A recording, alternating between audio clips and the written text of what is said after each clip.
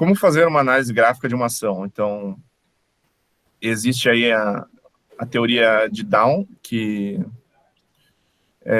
eu confesso que eu sou pouco entendedor, tá? Mas, como eu disse, é análise de tendências, gráficos que se repetem, movimentos que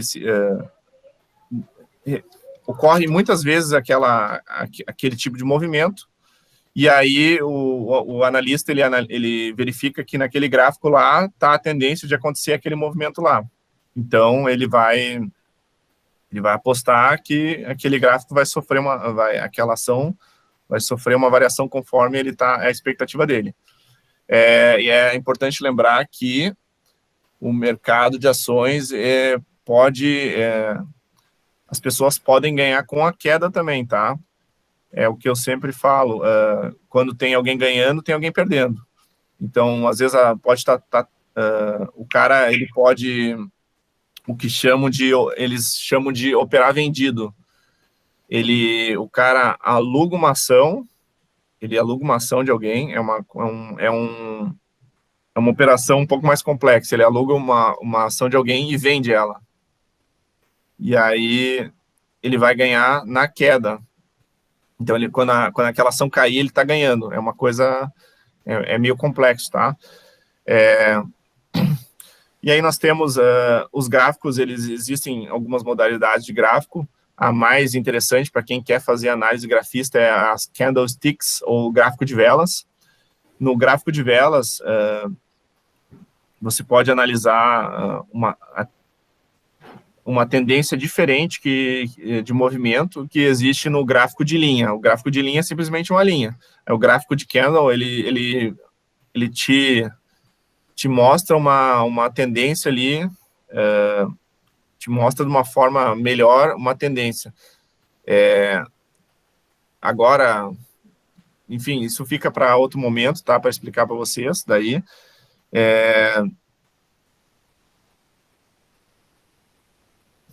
Então, o objetivo, né, da análise gráfica é antecipar, comprar antes do preço subir e vender antes do que o preço caia. E quem utiliza a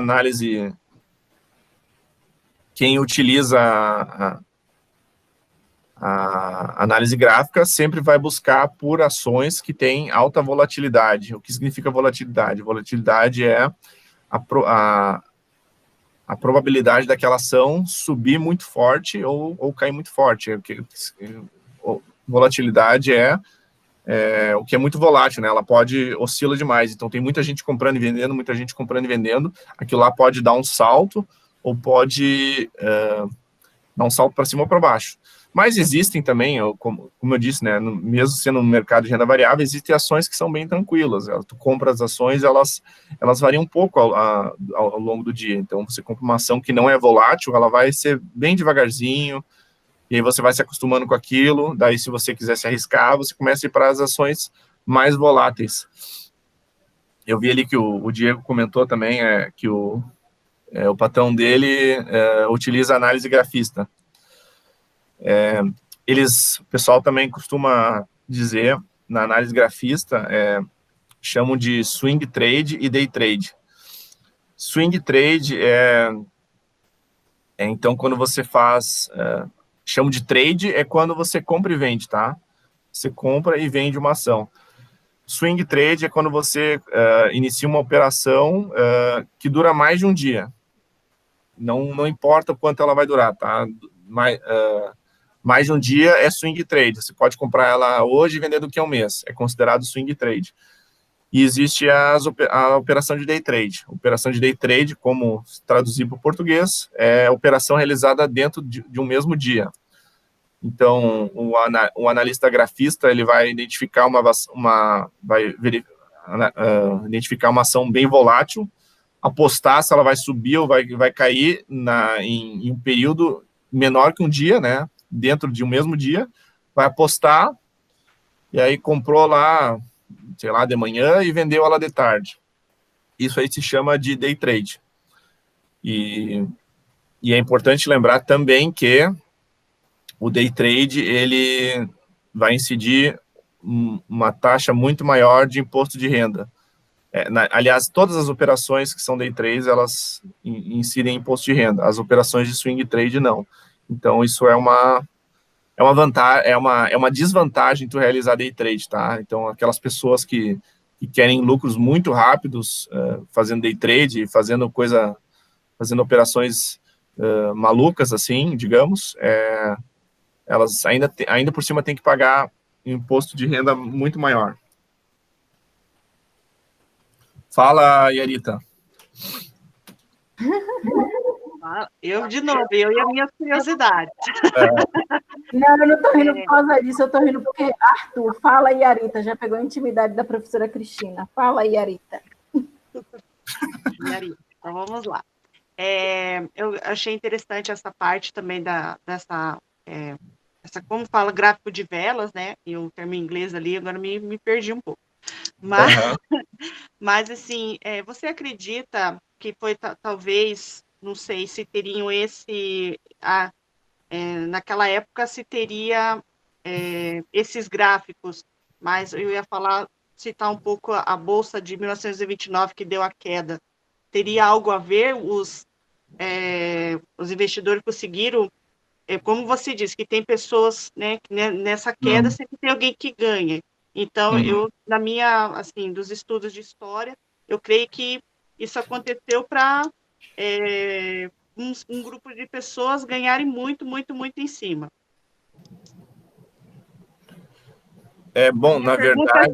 A minha pergunta seria se essa queda teria algo a ver com uma análise gráfica desse estilo, da teoria de Down?